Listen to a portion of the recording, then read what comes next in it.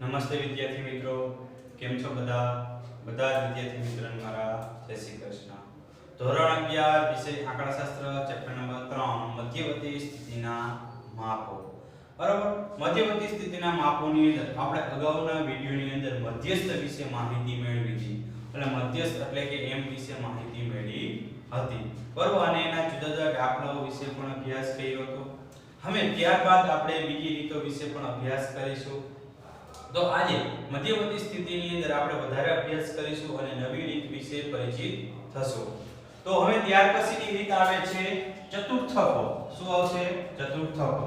હવે અત્યાર સુધીની આપણે બે રીત જોયો, મધ્યકની જોઈ, મધ્યસ્થની જોઈ. તો આ રીત બધી તમારે 10મા ધોરણની અંદર આવતી હતી. બરોબર, હવેની જે રીત છે એ તમારે 10મા ધોરણની અંદર તમને શીખવા મળી નથી. તો આપણે આ રીત વિશે અહીંયા અભ્યાસ કરશું. તો એમાંથી પહેલી રીત છે ચતુર્થકો.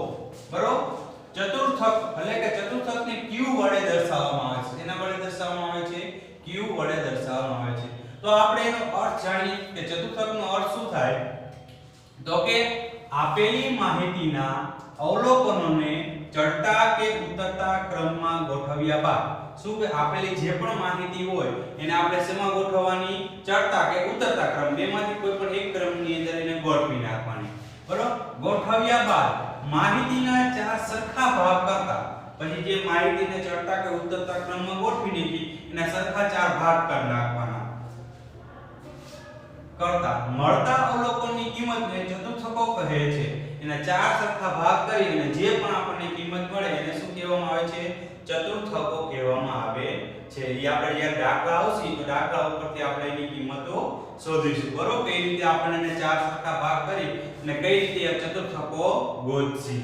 બરોબર, ચતુર્થકને q વડે દર્શાવવામાં આવે છે. કેના દર સંકેતમાં શું કહેવામાં આવે છે? q વડે દર્શાવાય છે. ઓકે, ચાલો. ચતુર્થકો 3 હોય છે. ચતુર્થકો કેટલા હોય છે? 3 હોય છે. બરોબર, ચાર સમજવાના ને. ચતુર્થકો કેટલા હોય છે? 3 હોય છે.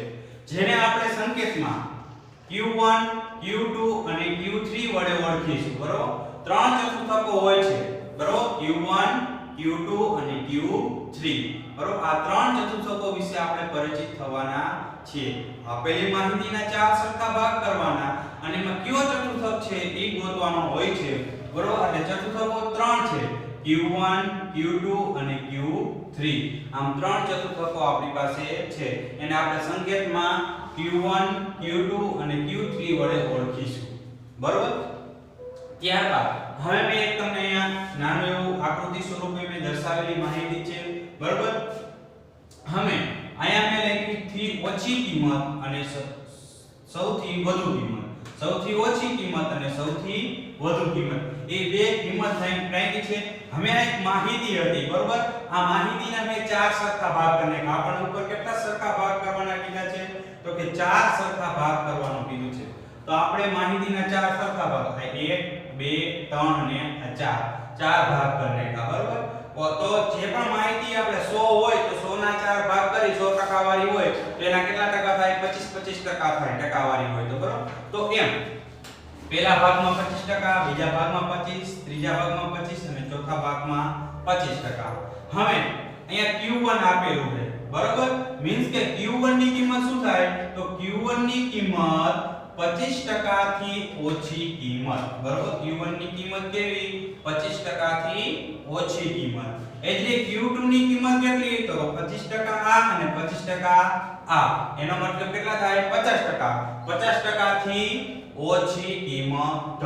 અને q3 એટલે કે 25 + 25 + 25 એટલે કે 75%.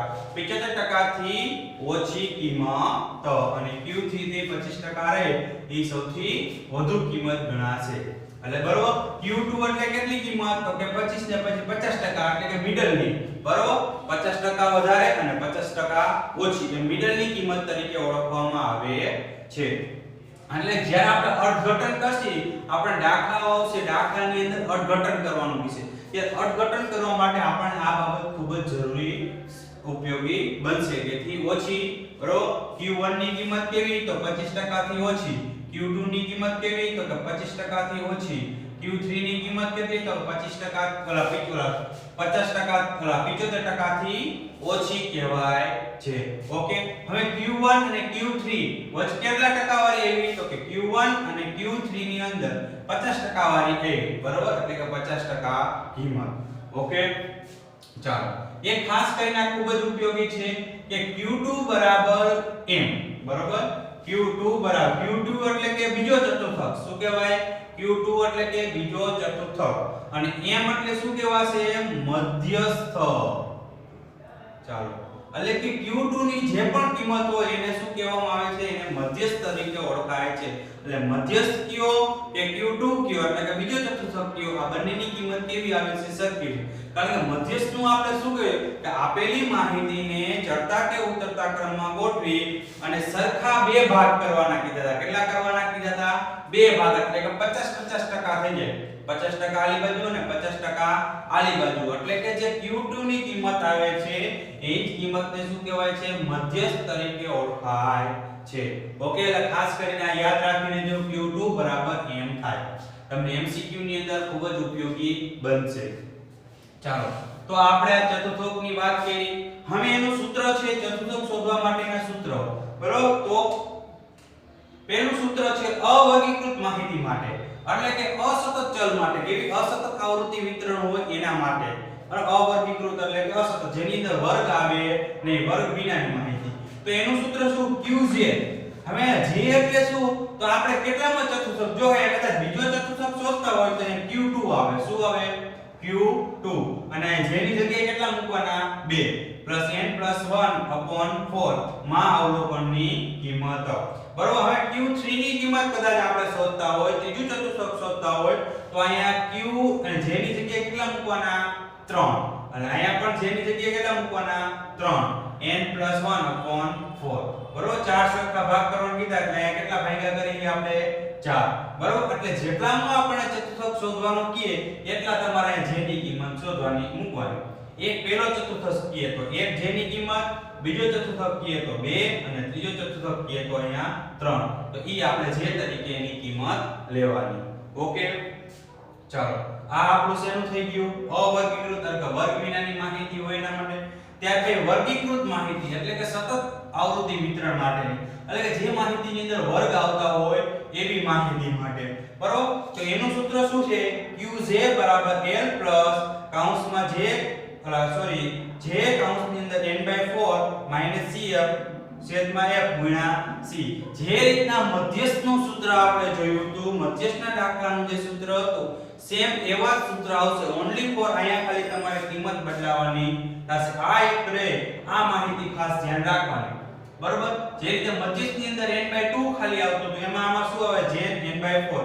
ઈ આપણે અગાઉ વર્ગની જે કિંમત શોધતા હતા ઈ, બરોબર. એટલે શું? તો કે ઈ સૂત્ર. a એટલે શું? તો કે અધસીમા. cf એટલે શું? તો કે ચતુર્થકના અગાઉની cf એટલે સંચય આવૃત્તિ, છેદમાં f એટલે આવૃત્તિ અને c એટલે કે વર્ગની વર્ગ લંબાઈ. ઓકે, તો સૌપ્રથમ આ જ્યારે અવર્ગીકૃત માહિતી હોય, વર્ગીકૃત માહિતી હોય ત્યારે સૌપ્રથમ આપણે વર્ગ શોધવો પડે. શું શોધવો પડશે? વર્ગ ઉપર. જે રીતે મધ્યસ્થની અંદર પહેલા વર્ગ શોધતા હતા એમ આમાં પણ શું શોધવો પડશે? તમારે વર્ગ શોધવો પડશે. તો વર્ગ શોધવા માટેનું સૂત્ર શું હોય? Qj.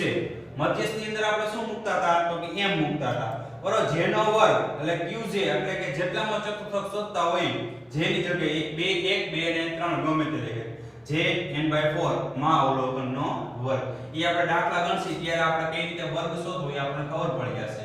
અને મધ્યસ્થની અંદર પણ આપણે આ જ રીતે વર્ગ શોધતા હતા. ઓકે, ચાલો, તો આ આપણે ચતુર્થકો વિશે માહિતી મેળવી, બરોબર. હવે ત્યાર પછીનું આવે છે માપ દશાંશકો, બરોબર. દશાંશકો, બરોબર. ચતુર્થકો વિશે માહિતી મેળવી એમ હવે દશાંશકો આવે છે. તો એમાં શું છે? જે રીતે ચતુર્થકની અર્થ હતો એ જ રીતનો આનો અર્થ છે. ખાલી ફેર કેટલો આવે તમને બતાવો.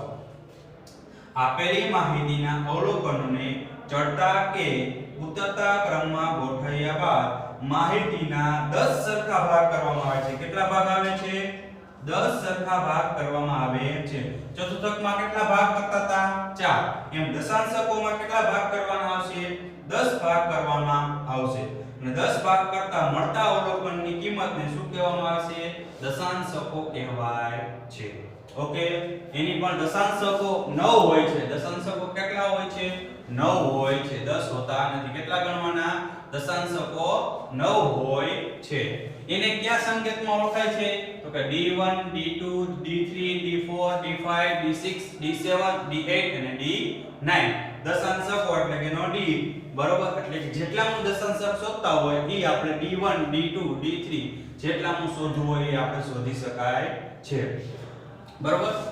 હવે અવર્ગીકૃત માહિતી માટે, બરોબર? અવર્ગીકૃત માહિતી માટે આપણે અહીંયા એનું હવે જો અહીંયા અમે એક બાબત લખીએ D5 એટલે તો કે D5 બરાબર Q2 બરાબર M, એટલે કે 50મો પાંચમો દશાંશક બરાબર બીજો ચતુર્થાંશ બરાબર મધ્યસ્થ. એટલે આ બધા જ ની કિંમત કેવી થશે?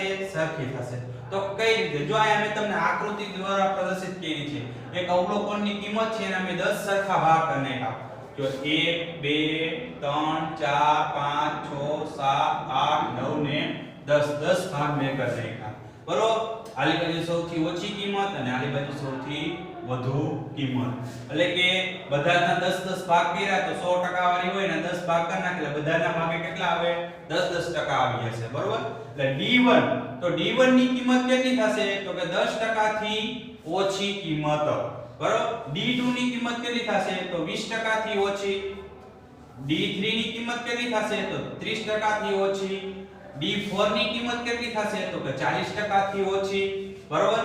અને D5 ની કિંમત કેટલી થશે? તો કે 50% થી ઓછી. બરોબર? જો D5 એટલે કેટલા કીધા? 50% થી ઓછી કિંમત. એનો મતલબ કે D5 એટલે 50%, M એટલે કે ઈ શું કરતો તો કે બે આવૃત્તિ કિંમત હોય ને બે ભાગ કરી નાખે 50%. અને Q2 એટલે પણ કેટલા થતા હતા?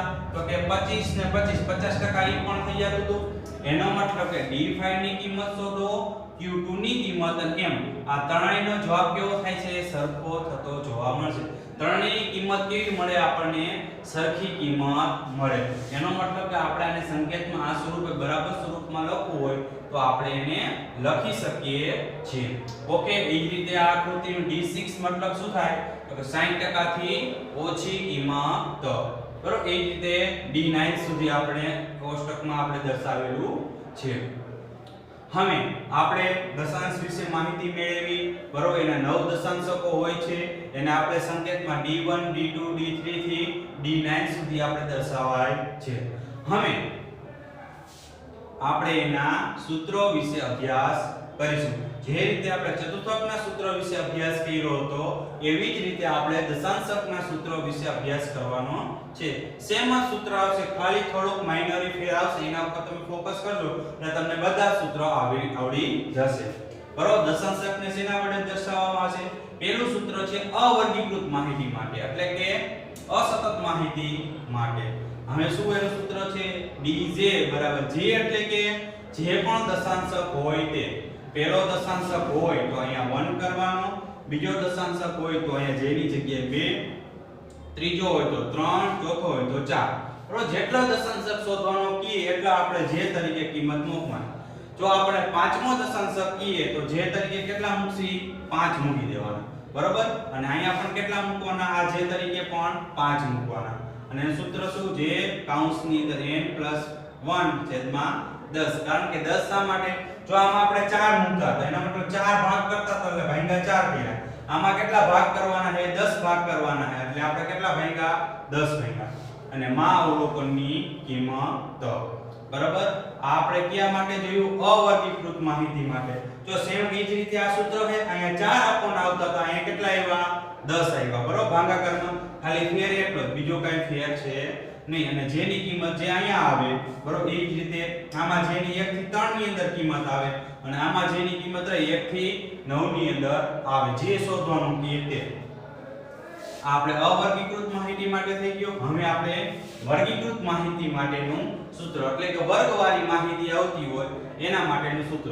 તો સૌપ્રથમ આપણે જે રીતે q j નો અહીંયા વર્ગ શોધતા હતા એ જ રીતે આપણે આમાં પણ એક વર્ગ શોધી લેવાનો. બરોબર? એનું પણ આવી રીતે સૂત્ર આવશે dj નો વર્ગ બરાબર j બરાબર n બાય કેટલા થશે? અહીંયા 10 મૂકી દેવાના અને આપણે વર્ગ શોધી લેવાનો. બરોબર? એ તો આપણે સૂત્ર જ્યારે દાખલા ગણશી ત્યારે આપણે ખ્યાલ આવી જશે.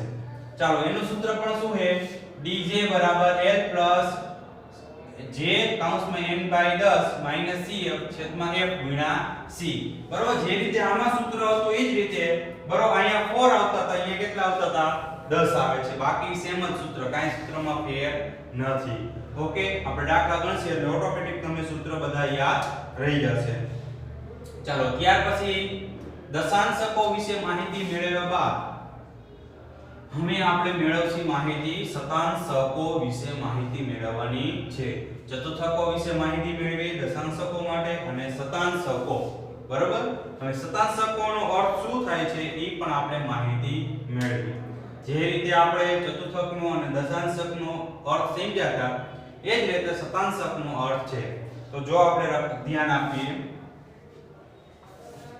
આપેલી માહિતીના અવલોકનોને ચડતા કે ઉતરતા ક્રમમાં ગોઠવ્યા બાદ માહિતીના 100 સરખા કેટલા ભાગ કરવાના છે 100 સરખા ભાગ કરતા મળતા અવલોકનની કિંમતને શતાંશકો કહેવાય છે બરોબર તો આમાં શતાંશકોની અંદર માહિતીના કેટલા ભાગ કરવાના તો કે 100 ભાગ દશાંશકોની અંદર કેટલા ભાગ કરવાના 10 સરખા ભાગ અને ચતુર્થકોમાં કેટલા કરવાના 4 સરખા ભાગ કરવાના બરોબર તો એને જે માહિતીના અવલોકનને ચડતા કે ઉતરતા ક્રમમાં ગોઠવ્યા બાદ એના 100 ભાગ કરી નાખીએ છીએ બરોબર તો એને અવલોકનની જે કિંમત મળે એને શું કહેવામાં આવે છે શતાંશકો ઓળખાય છે હવે શતાંશકો કેટલા હોય છે તો કે 99 હોય છે કેટલા હોય છે 99 હોય છે જેને P1 P2 P3 P4 upon આ ઠેઠ સુધી P99 સુધી જશે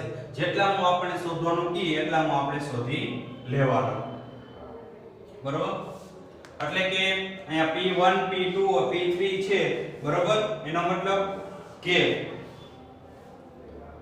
આપણે એને 100 ની ટકાવારીમાં કહીએ એટલે અહીંયા આપણે P10 લખો તો P10 P20 P30 એવી રીતે પણ દર્શાવી જ્યારે રકમની અંદર આવશે ત્યારે એવી રીતે પણ માહિતી શોધવાની થશે અથવા તો 1 2 3 4 5 જે પણ કેવા થાય શોધવાનું થાય એમ અપ ટુ 99 સુધી ઓકે ચાલો ત્યાર પછી હવે D1 બરાબર P10 કહેવાય શું કહેવાય D1 બરાબર P10 કારણ કે 10મો જે શતાંશક હશે એ શું હશે D1 બરાબર ચાલો D2 બરાબર P20 બરાબર એટલે બીજો જે દશાંશક હશે એની જ કિંમત કેટલી થશે P20 માં શતાંશકની થશે બરાબર F2 D9 બરાબર D99 ની કિંમત થશે બરાબર આ યાદ રાખવું ખૂબ જ જરૂરી છે એ જ રીતે બીજું છે Q1 ની કિંમત એટલે પહેલું ચતુર્થકની જે કિંમત હશે એ કેટલામાં શતાંશકની હશે તો કે 25 માં શતાંશકોની કિંમત હશે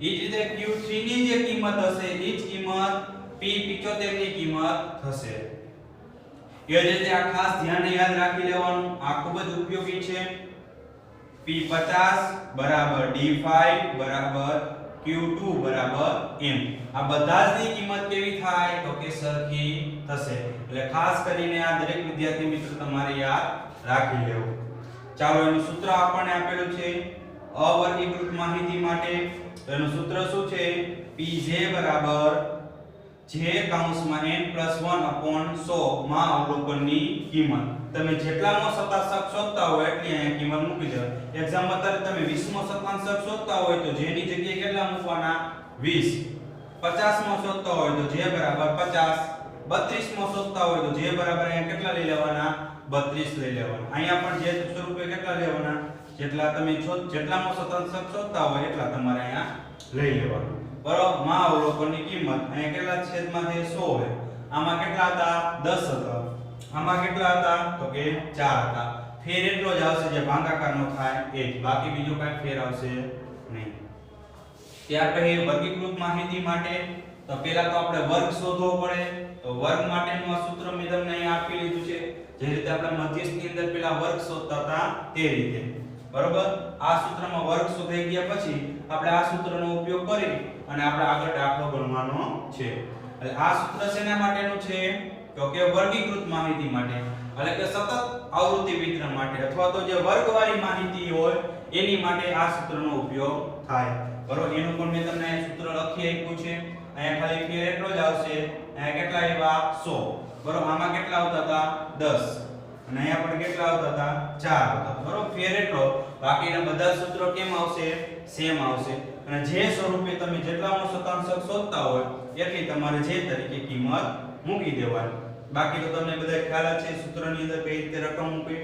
આપણે મધ્યસ્થની અંદર આ સૂત્ર વિશે આવા સૂત્રનો આપણે અભ્યાસ કર્યો હતો. c એટલે શું થતું હતું તો કે વર્ગની વર્ગ લંબાઈ, f એટલે આવૃત્તિ, cf એટલે કે જે વર્ગ આવ્યો એ વર્ગની અગાઉની સંચય આવૃત્તિ એટલે કે cf, l એટલે કે વર્ગની અધરસીમા, જે આપણે મધ્યસ્થની અંદર બધું જોઈ જ ગયા છીએ બરોબર. તો આપણે આ ચતુર્થકો, દશાંશકો અને શતાંશકો વિશેમાં પરિચિત થયા. હવે આપણે આના દાખલાઓ વિશે માહિતી મેળવવાની છે. ખાસ કરીને જેનો અર્થઘટન આવશે, અર્થઘટનની અંદર આપણે જોવાનું રહેશે. બાકી બધા જ દાખલાઓ રહ્યા એ આપણે તમે એક સૂત્ર યાદ રાખી લેશો એટલે તમને બધા સૂત્ર ઓલરેડી યાદ રહી જ જશે. ઓકે, ચાલો વિદ્યાર્થી મિત્રો, હવે આપણે સ્વાધ્યાય 3.4 દાખલા નંબર 1 વિશે અભ્યાસ કરીશું. જે રીતે આપણે ચતુર્થક, દશાંશક અને શતાંશક વિશે માહિતી પરિચિત થયા બાદ હવે આપણે એના દાખલાઓ વિશે અભ્યાસ કરવાનો છે. તો હવે આપણે સ્વાધ્યાય 3.4 દાખલા નંબર 1, તો પેજ નંબર 98 ઉપર આપણને દાખલા નંબર 1 આપેલો છે સ્વાધ્યાય 3.4 નો. તો રકમમાં ધ્યાન આપો. કોઈ એક વર્ગની કસોટીમાં 15 વિદ્યાર્થીઓએ મેળવેલા ગુણની નીચે આપેલી માહિતી પરથી બધા જ ચતુર્થકો શોધો. શું કીધું છે? બધા જ ચતુર્થકો શોધવાના કીધા છે. કેટલા વિદ્યાર્થીઓ છે? 15 વિદ્યાર્થીઓ છે અને આપણને ચતુર્થકો શોધવાના કીધા છે. હવે આપણા ચતુર્થકો છે કેટલા? તો કે 3, Q1, Q2 અને Q3. ઓકે, આપણે ત્રણ ચતુર્થકો શોધવાના છે. પણ સૌપ્રથમ આપણે એના અર્થ પ્રમાણે જાય તો આપણે ચતુર્થકનો અર્થ જોઈએ. આપેલી માહિતીને સૌપ્રથમ ચડતા કે ઉતરતા ક્રમમાં ગોઠવવાની. તો આપેલી માહિતીને આપણે સૌપ્રથમ ચડતા કે ઉતર. હવે આ પહેલા સૌપ્રથમ જોઈએ તો આ માહિતી કેવી આપણને આવી છે? અવર્ગીકૃત છે કે વર્ગીકૃત છે? વર્ગવાળી છે કે વર્ગ વિનાની? એનો મતલબ આમાં વર્ગ ક્યાં આવેલો નથી. એટલે આ માહિતી રહી આપણી અવર્ગીકૃત માહિતી છે, એટલે કે અસતત ચલની માહિતી છે. તો હવે આપણે એનું સૂત્રનો ઉપયોગ કરીને આપણે દાખલો ગણીશું. ઓકે, તો સૌપ્રથમ આપણે આને ચડતા ક્રમમાં ગોઠવશું. ચડતા ક્રમમાં ગોઠવતા. બરાબર, સૌપ્રથમ આપણે શું કરશું? ચડતા ક્રમમાં ગોઠવી નાખીએ. તો 0 2 3 4 4 5 5 6 6 7 7 8 8 9. બરાબર, આપણે આ માહિતીને શું કરી નાખી? ચડતા ક્રમની અંદર ગોઠવી દીધી. તમારે ઉતરતા ક્રમમાં ગોઠવવી તો પણ તમે ગોઠવી શકો છો. ઓકે, હવે આપણે શું શોધવાનું કીધું છે? ચતુર્થક શોધવાનું કીધું. તો સૌપ્રથમ આપણે પહેલું ચતુર્થક શોધીએ. પહેલો ચતુર્થક n બરાબર આપણે કેટલા થશે? હવે અહીંયા n બરાબર, જો આપણે 15 વિદ્યાર્થીઓ કહી દીધા છે. કેટલા વિદ્યાર્થીઓ કહી દીધા છે? 15. એનો મતલબ n બરાબર કેટલા થશે? 15. ઓકે, હવે આપણે પ્રથમ ચતુર્થક શોધી. પ્રથમ ચતુર્થક એટલે એને શેના સ્વરૂપે દર્શાવાય? Q1 સ્વરૂપે. એનું સૂત્ર તો કે n + 1/4 અને અહીંયા કેટલા આવશે? 1. બરાબર, હવે જોઈએ એક આપણે હવે સૂત્રની અંદર જે મૂકતા હતા જેની જગ્યાએ કેટલા આવી ગયા? 1. કારણ કે આપણે પ્રથમ ચતુર્થક શોધી છે એટલે કે અહીંયા 1 મૂકવાનો છે. બરાબર, અહીંયા બીજો ચતુર્થક શોધતા હોય તો 2. ઓકે, ચાલો. માં અવલોકનની કિંમત. ચાલો, 1 ના 1 n એટલે કેટલા? તો કે 15 + 1/4 માં અવલોકનની કિંમત. ચાલો, 15 + 1 એટલે કેટલા થશે? 16. 16 ના છેદમાં 4. ચાલો, 1 કૌંસમાં 16 / 4 એટલે કેટલા થશે? 4. બરાબર, 4 × 1 એટલે 4. અહીંયા માં અવલોકનની કિંમત ચોથા અવલોકનની કિંમત. ચાલો હવે કેટલામું અવલોકન આવ્યું તો કે ચોથું અવલોકન આવ્યું બરોબર. એટલે ચોથા અવલોકનની આપણે કિંમત શોધવાની છે. તો આમાંથી ગણવાનું ચોથું અવલોકન કયું થાય? આ પહેલું અવલોકન, આ બીજું, ત્રીજું અને ચોથું. બરાબર. ચોથા અવલોકનની કિંમત કેટલી આવી તો કે 4. એનો મતલબ અહીંયા Q1 બરાબર કેટલા થશે? 4. ઓકે બરોબર. 4 આમાં જે ચડતા ક્રમમાં ગોઠવેલા હોય ને એની અંદર જોવાનું, રકમની અંદર જોવાનું નથી. એટલે Q1 બરાબર આપણે કેટલા આવ્યા? 4 આવ્યા. ચાલો હવે આપણે શું શોધીશું તો કે બીજો પ્રથમ ચતુર્થક શોધાઈ ગયો. હવે આપણે બીજો ચતુર્થક શોધી. તો બીજા ચતુર્થકને આપણે શું કહીશું? Q2 બરાબર. એટલે આપણું સૂત્ર અમે જે દ્વારા શું લેશી? 2 n+1/4 માં અવલોકનની કિંમત. ચાલો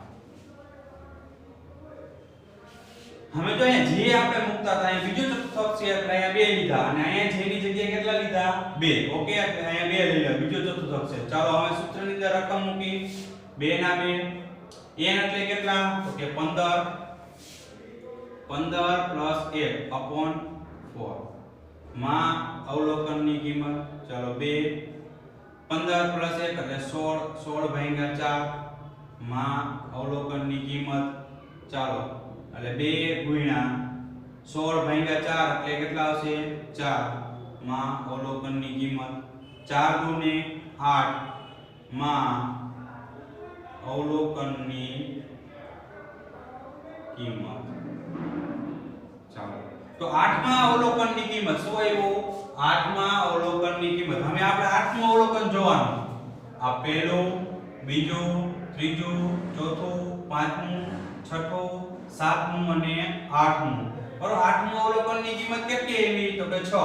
એનો મતલબ Q2 બરાબર 6. ઓકે સમજાણ બધાને? ચાલો પ્રથમ ચતુર્થક શોધાઈ ગયો, બીજો ચતુર્થક શોધાઈ ગયો. હવે કેટલામાં આવ્યો તો કે ત્રીજો ચતુર્થક. એટલે ત્રીજા ચતુર્થકને આપણે શું કહીશું? Q3 બરોબર. Q3 એટલે કે ત્રીજો ચતુર્થક. હવે એનું સૂત્ર શું આવશે? અહીંયા 3 આવ્યા એનો મતલબ અહીંયા 3 કૌંસમાં n+1/4 માં અવલોકનની કિંમત.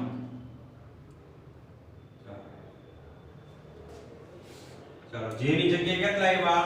3 તો અહીંયા આપણે 3 મૂક્યા. ચાલો સૂત્રની અંદર રકમ મૂકી 3 ના 3 n એટલે કેટલા છે તો કે 15. તો 15+1/4 માં અવલોકનની કિંમત. ચાલો 3 16/4 માં અવલોકનની કિંમત. ચાલો 3 × 16/4 એટલે 4 માં અવલોકનની કિંમત. ચાલો 4 તરીને 12 માં અવલોકનની કિંમત. ચાલો 12મું અવલોકનની કિંમત. 12મા અવલોકનની કિંમત. ચાલો તો હવે આપણે ચડતા ક્રમમાં ગોઠવીએ. એમાં જોઈએ 12મું અવલોકન કયું આવે છે? પહેલું, બીજું, ત્રીજું, ચોથું, પાંચમું, છઠ્ઠું, સાતમું, આઠમું, નવમું, 10મું, 11મું અને 12મું. એનો મતલબ કેટલા આવ્યા તો કે 7. તો અહીંયા Q3 બરાબર 7. ચાલો તો આપણે બધા જ ચતુર્થકો એટલે કેટલા તો કે આપણા ચતુર્થકો છે કેટલા? 3. તો 3 ને 3 શોધી લીધા. Q1 Q2 અને Q3. તો 3 ને 3 આપણે ચતુર્થકો શોધ્યા. તો આપણે એ કીધા હતા બધા જ ચતુર્થકો શોધો. તો આપણે 3 ચતુર્થકો છે એ શોધી લીધા. ઓકે ચાલો વિદ્યાર્થી મિત્રો, તો દરેક વિદ્યાર્થી મિત્રોએ જે આપણે ચતુર્થક, દશાંશક અને શતાંશકનો જે અર્થ અને એના સૂત્ર જે આપણે લખ્યા છે બરોબર, દરેક વિદ્યાર્થી મિત્રોએ 2 વાર લખી અને બધા સૂત્ર અને એના અર્થ તમારે યાદ રાખી લેવાના છે.